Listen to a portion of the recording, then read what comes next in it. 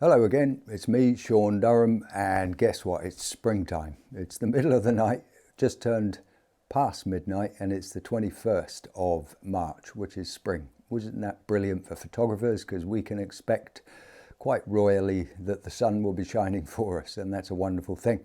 Start looking for those beautiful shadows and very bright areas of street that are sort of lit up, people's faces become very bright as well. It's going to be good fun.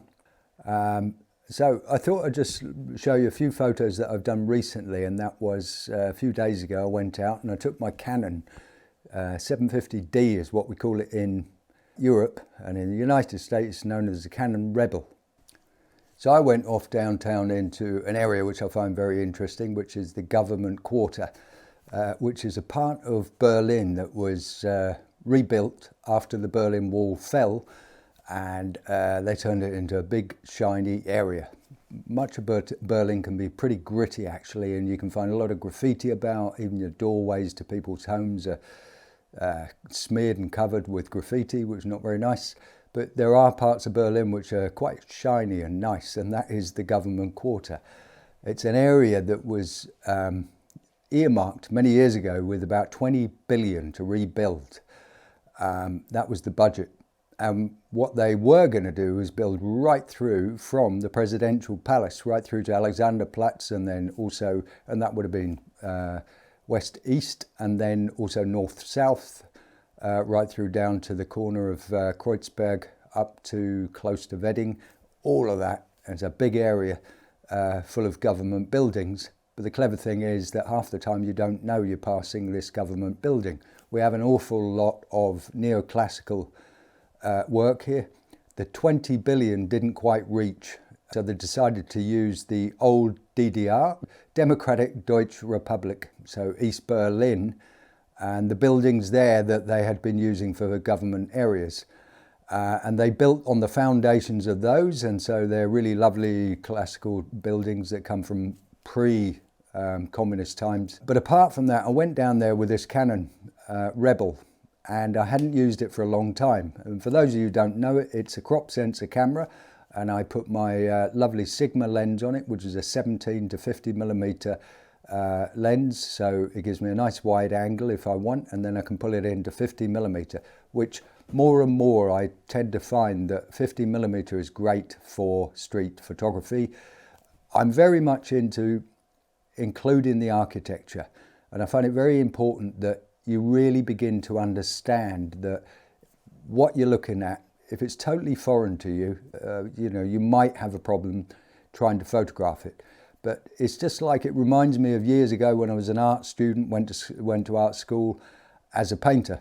And one of the things you learn in art school is anatomy of the human being. And when you do that and you get why you do it, it's because you're going to be painting people, and you want to be able to understand what you're looking at to the point where it goes in here. And when it's in here, in the bonds, then when you look at things, you understand it much more. You also see, you can predict how shadows might move across an area of a person's body or a building, a piece of architecture you're looking at. You can look out the window one day and think you're going to go street photography, and you can see the sun is shining, and then figure out, like I do, I always think, okay, what time of day is it? Where's the sun coming from? How high is it in the sky, etc.? And how intense is it? Are there clouds? All that sort of thing.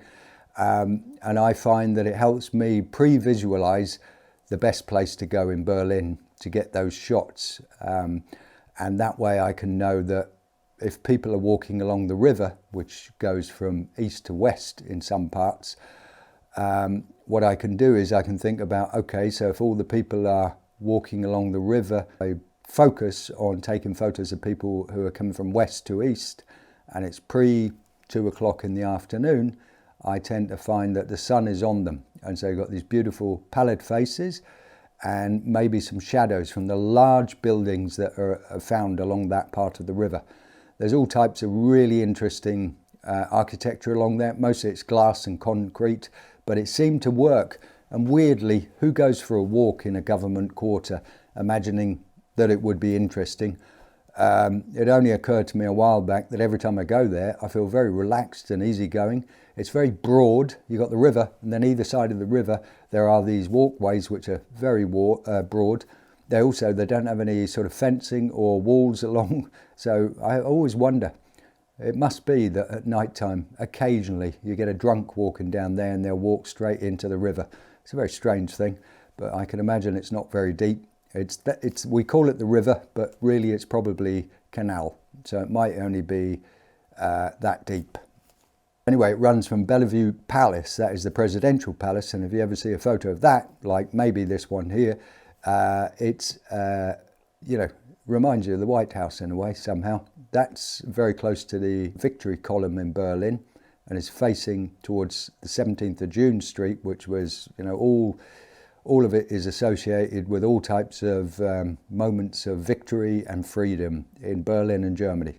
One of the buildings along there that most people, as photographers, find very interesting and just can't resist a shot or 2 or 10 of, and that is the Marie-Elizabeth-Lüders building, named after this woman who was a socialist activist way back, probably 1920s. Thing in Berlin where you see the name of a street, you look at its history, you discover that name is somebody who was political.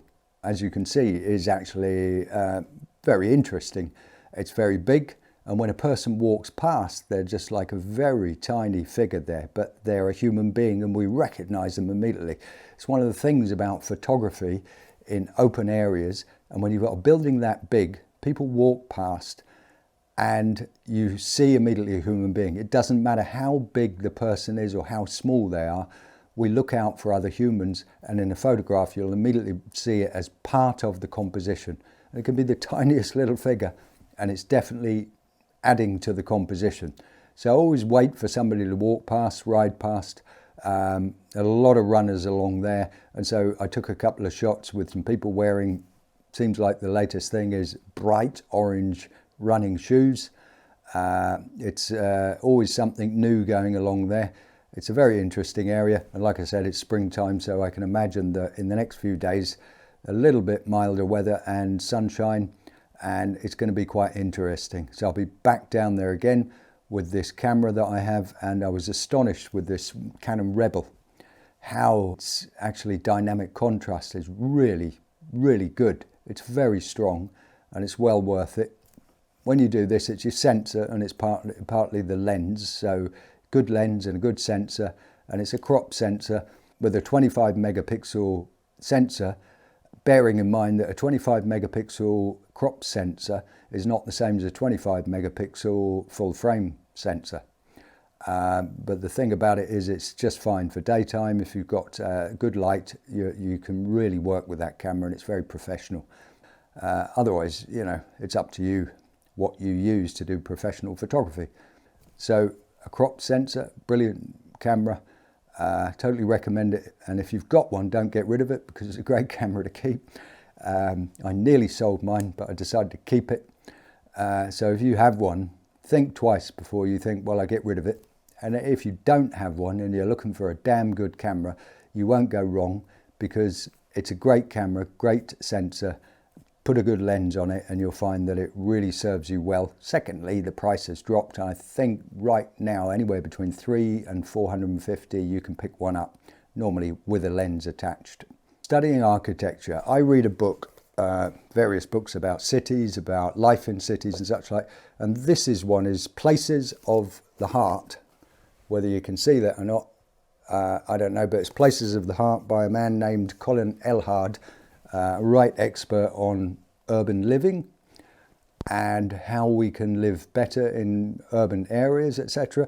And as a street photographer, I would totally recommend it as any photographer, a city photographer or a town photographer. You read that and it's so engrossing. It's a fantastic book to read. I just recommend it because what I'm really trying to do in this video is impress upon you how important it is to understand what it is you're looking at. If you understand what you're looking at more because you've been reading about it or you've stood there and looked at it and you've understood the structure, whether it be a human being or a building or a complex maze of buildings, then you get a better idea of how you can create a lovely composition. And also it could be closing in on it and getting very small, tiny compositions of textures or parts of buildings, corners, etc. Or go wide-angled lens and create a composition out of 4 or 5 different buildings. Because when architects work together, especially in big cities, it might be various architects who've got the contracts, but they've got to think about what other people are doing, what other architects are doing, and try and create a scenario where the schema of a street is very pleasant to be in, to live in, to walk in, and to come to, because they want to make streets attractive these days. So anyway, there's a few photos. I'll let you look at them. I'm going to bang a bit of music on and you can have a look. I'm Sean Durham, and I really hope that you're enjoying this channel. You stick with it, maybe subscribe if you could, because I'm just going to try and make it as interesting as possible. Nevertheless, springtime's here. Hope you enjoy it and have great fun. Get your camera out and get out in the sunshine. All the best, and bye-bye.